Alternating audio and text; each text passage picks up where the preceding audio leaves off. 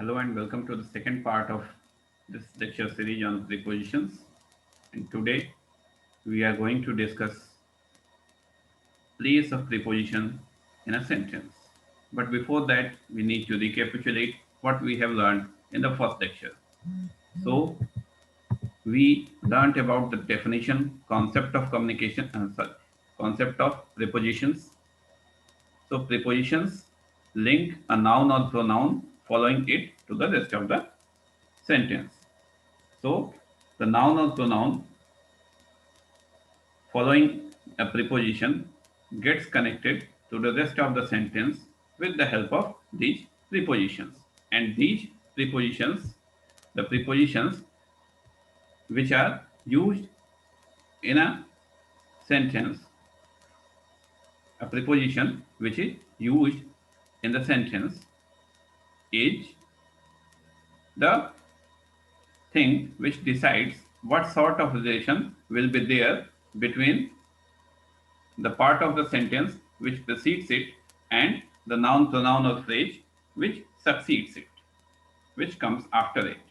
So the ball can be on the table, it can be under the table also. So preposition will tell where the ball is. Again, we talked about how important prepositions are, and we learned it by looking at the significance of prepositions in meaning generation. So we learned that change of prepositions in a sentence can lead to different sort of meaning generation. There can be different meanings when we change the we use different prepositions in a sentence. Again, a single preposition can draw different meanings in different contexts and different sentences. Then we discussed the kinds of prepositions, and we saw that prepositions can be divided on the basis of two things. One is on the basis of their use in a sentence, and the other is on the basis of the construction of prepositions themselves. So prepositions, when we divide them on the basis of their use in a sentence, there are prepositions of place, preposition of time, and preposition of movement. And when we divide the prepositions on the basis of their construction itself, we have simple prepositions, we have double prepositions, we have compound prepositions, and we have participle prepositions also. We discussed phrase prepositions also, prepositional phrases, and we saw that there can be three types of phrase prepositions, prepositional phrases, and these were adverb prepositional phrases, which behaved like adverbs in a sentence, and adjective prepositional phrases, which behave like adjective in a sentence, and again noun prepositional phrases, which function as nouns in a sentence. So this was all we learned in the first lecture.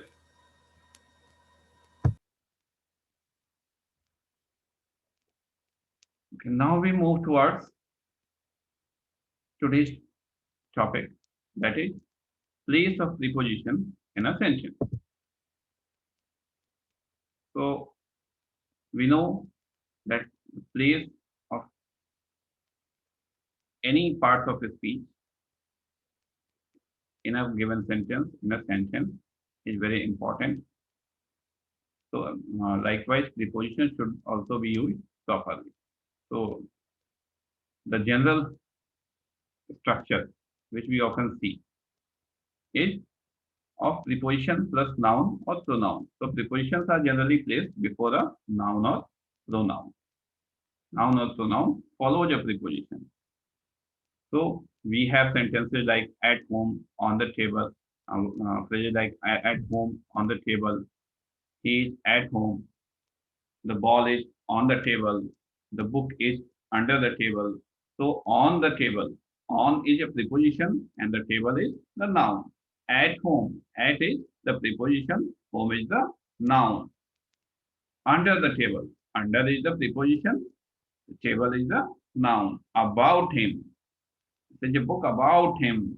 So about is the preposition and him is the noun, pronoun following it. Now we move to the second structure in which preposition comes at the end. At the end. So noun or pronoun gets followed by the preposition. Now, preposition comes after the noun and pronoun and often at the end of the sentence. So there are different situations in which such type of structures are used. So the first structure is of question word plus verb plus subject plus preposition. As you can see, we have question word plus verb plus subject plus preposition. So what is this box for? The example is what is this box for? So what is the question word? Is verb, this box subject, and for is the preposition. So for is being used at the end. The second example, whom are you looking at? So whom are you looking at? Question word plus verb plus subject, and the sentence ends with a preposition. The next condition, preposition can occur at the end of a sentence in a passive structure also. Remember the active and passive voice? So in the passive voice, passive structure of the sentence. So he loves being talked about. The sentence is in passive structure, in passive voice, and about, the preposition comes at the end. And he has already been operated on. He has already been operated on. So the sentence is in passive voice and on, the preposition comes at the end. Again, prepositions can come at the end of clauses having infinitive structure. Remember infinitive structure? 2 plus main verb. 2 plus main verb is the infinitive structure. So I have no pen to write with. So I have no pen to write with.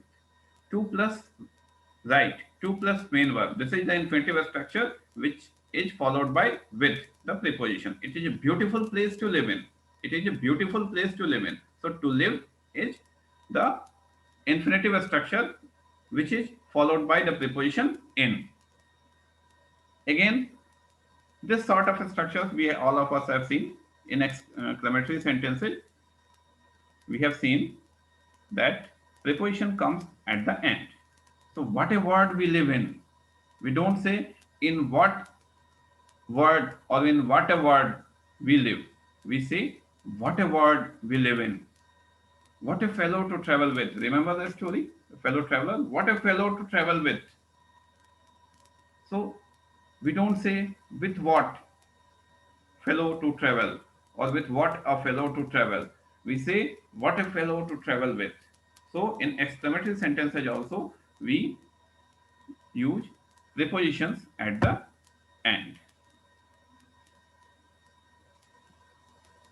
Again, prepositions can be used at the end of the sentence simply for the sake of emphasis also, to stress what is being said, to emphasize what is being said.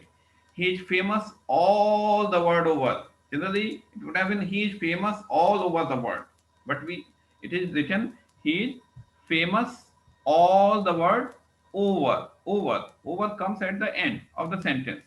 The preposition comes at the end.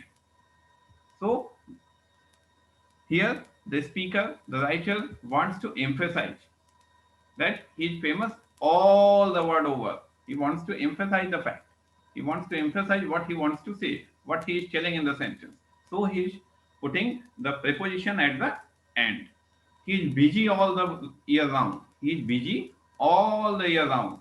So preposition comes at the end. The speaker, the writer is emphasizing. He is busy all the year round. Then in the case of relative clauses, a preposition comes at the end of a relative clause that omits, that deletes relative pronouns. So relative clauses without relative pronouns. Relative pronouns, you must be remembering that, which, whom, who, etc. These are relative pronouns. The house in which I live, this is not I, this is in. The house in which I live is small. I have taken two sentences, and in after each sentence I have written it without relative pronouns. The first sentence is with relative pronoun and the second sentence is written without relative pronoun, and you will see how the place of preposition changes and how it comes at the end of the relative clause. So the house in which I live is small. Now it is written without relative pronoun. The house I live in is small. The house I live in is small. So the preposition comes at the end of the relative clause. The house I live in is small. The people to whom I am talking are total strangers. It becomes the people I am talking to are total strangers. So relative clause followed by to.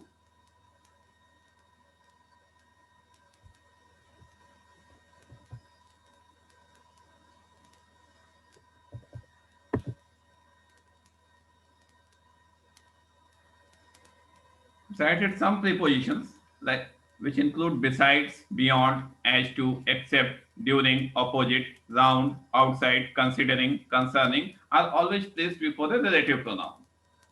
They are placed before the relative pronoun. The relative pronoun we have just seen. So it is point round which the story revolves. So round comes before which. So this is the point round which the story revolves, about which the story revolves, talks about. It is a place beyond which we are not permitted to go. So which is preceded by beyond. So first comes the preposition and then the relative clause.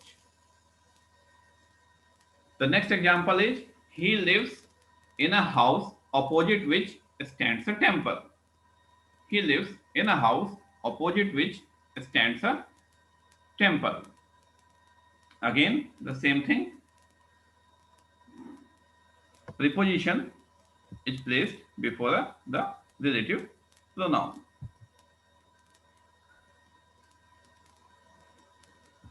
Sometimes prepositions are placed before a question word to make the sentence more formal, to give it a more elegant look, to give it a more formal style. To whom is this letter addressed? To whom is this letter addressed? So the question word is preceded by the preposition. By whom is this chief minister chosen? So the question word is preceded by. So here the prepositions are being used before question words to make the sentences look more formal. So this was all for today. Thank you.